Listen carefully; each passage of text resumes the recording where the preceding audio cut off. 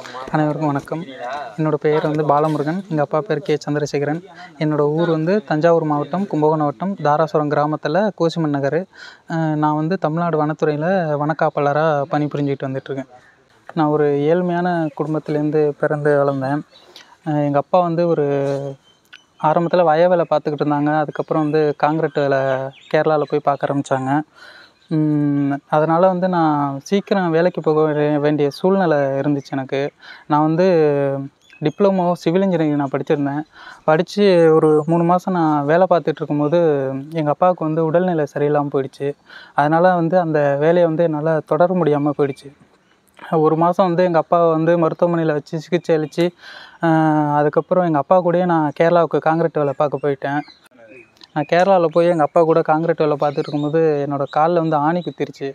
அதை நான் எங்கள் அப்பாகிட்ட நான் சொல்லாமல் மறைச்சிட்டேன். ஆனால் சாப்பிடும்போது என் காலில் ரத்தத்தை பார்த்துட்டு எங்கள் அப்பா கேட்டாங்க, ஆணி குத்திருச்சு நான் சொன்னேன்.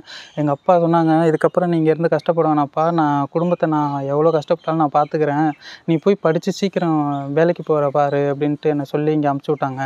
அதுக்கப்புறம் தான் நான் ஃபஸ்ட்டு காவலர் தேர்வுக்கு தான் நான் ரெடி ஆகிட்டு இருந்தேன். நான் ஃபஸ்ட்டு காவலருக்கு எந்த ஒரு கைடன்ஸுமே இல்லாமல் கணின்ட்டு ஒரு புக்கு வாங்கி நான் படிச்சுட்டு சும்மா ஓரலாக போய் நான் எழுதிட்டு வந்தேன். ஃபஸ்ட் எக்ஸாமில் பாஸ் பண்ணியிருந்தேன். ஆனால் என்னை உயரத்தில் நான் கம்மியாக இருக்கேன்னு சொல்லிட்டு என்னை ரிஜெக்ட் பண்ணிட்டாங்க. நான் முதல்ல தஞ்சாவூரில் எனக்கு செலெக்ஷன் வைக்கிறாங்க, போலீஸ் செலெக்ஷனு.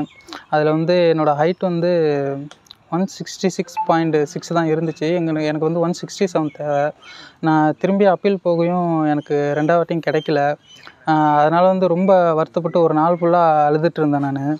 அப்புறம் எங்கள் வீட்டில் எங்கள் அப்பா தான் தேர்த்து, நீ திரும்ப ட்ரை பண்ணு, கண்டிப்பாக உனக்கு வேலை கிடைக்கும்ன்ட்டு சொன்னாங்க. அதுக்கப்புறம் திரும்பி நான் படிச்சுக்கிட்டு இருந்தேன். அப்போ வரைக்கும் எனக்கு இன்னமும் எப்படி படிக்கணுங்கிற ஒரு கைடன்ஸ் இல்லாமல் தான் நான் படிச்சுட்டு இருந்தேன். நான் வீட்டில் உட்காந்து ஸ்டார்டிங்கில் படிச்சுட்டு இருந்தேன். அதுக்கப்புறம் தான் இங்கே ஸ்டேஷனில் நிறைய பேர் படிச்சுட்டு இருக்காங்கங்கிற தகவல் எனக்கு தெரியும். அதுக்கப்புறம் ஒரு நாள் புக் எடுத்துகிட்டு இங்கே நான் படிச்சுட்டு இருந்தேன். அப்போ தான் எங்கள் அண்ணன் மதன்ராஜ், நண்பர் திருமுருகன் எல்லாரையும் நான் இங்கே பார்த்தேன். அவங்க தான் எனக்கு ஸ்டார்டிங்கில் எப்படி படிக்கணுங்கிறது எனக்கு நிறையா புக் மெட்டீரியல் கொடுத்து எல்லாமே எனக்கு உதவி செஞ்சது மதன்ராஜ் அண்ணன் தான். இப்போ அவங்களும் ஃபாரஸ்ட் டிபார்ட்மெண்ட்டில் தான் ஒர்க் பண்ணுறாங்க. எனக்கு சுப்பீரியராக ஃபாரஸ்டராக நான் ஒர்க் பண்ணுற இடத்துல இப்போ இருக்கிறாங்க. நான் ஃபஸ்ட்டு போலீஸ் செலெக்ஷன் 2016 அட்டன் பண்ணேன். அப்போ தான் எனக்கு உயரம் கம்மியாக இருக்குன்னு சொல்லிட்டு ரிஜெக்ட் பண்ணாங்க. அடுத்து திரும்பவும் 2017 போட்டாங்க.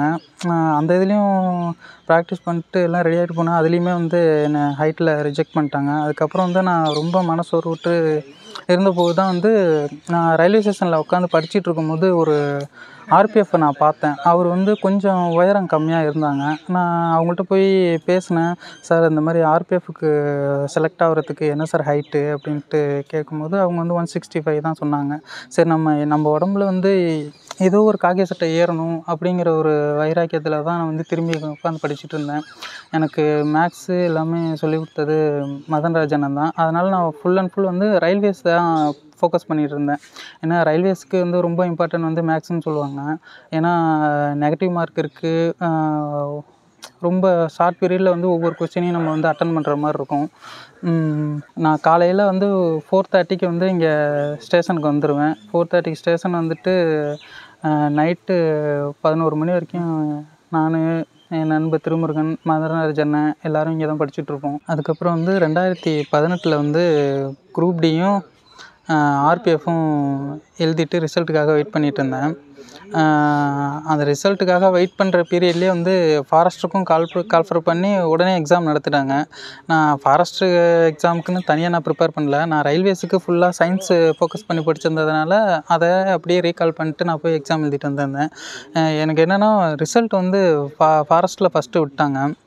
என்னோடய ரிசல்ட் ஃபஸ்ட்டு நான் அதை நம்பரை போட்டு சர்ச் பண்ணி பார்க்குறேன். நான் பார்த்ததில்ல, எனக்கு தெரியல. அதனால் நமக்கு வரலன்னு நினச்சி நான் அழுதுட்டு உட்காந்துருந்தேன். அதுக்கப்புறம் மதனண்ணன்ட்ட ஃபோன் பண்ணி என்னோடய நம்பர் வரலண்ணே அப்படின்ட்டு சொல்லி நான் அழுதுட்டு இருக்கும்போது, உன் நம்பரை எனக்கு அனுப்புடா அப்படின்ட்டு சொன்னாங்க. நம்பரை அனுப்பி நான் பார்க்கும்போது என்னோடய இது ஜென்ரல் லிஸ்ட்லேயே இருந்துச்சு. நான் ஜென்ரல் லிஸ்ட்லலாம் நம்ம வந்திருக்க மாட்டோம் அப்படின்னு சொல்லிட்டு நான் கீழே கோட்டாவில் நான் தேடிட்டு இருந்தேன் என்னோடய நம்பரை. அதுக்கப்புறம் மதனண்ணன் தான் நம்பரை சர்ச் பண்ணி பார்த்துட்டு உன்னோட பேர் பேர் ஜென்ரல்லே இருக்குடா, உனக்கு வேலை கன்ஃபார்மு. நீ அதுக்கப்புறம் எல்லாத்தையும் கரெக்டாக ப்ரிப்பேர் பண்ணு அப்படின்ட்டு சொன்னாங்க.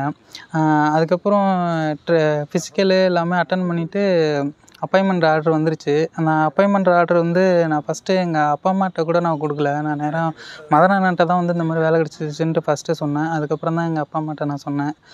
ஏன்னா நான் இங்கே வந்து ஜாயின் பண்ண இந்த தாராசுரம் ரயில் நிலையத்துக்கு வந்து படிக்க வந்ததுலேருந்து எனக்கு எல்லா விதத்துலேயும் வந்து எனக்கு உதவியாக இருந்தது மதன் அண்ணன் தான்.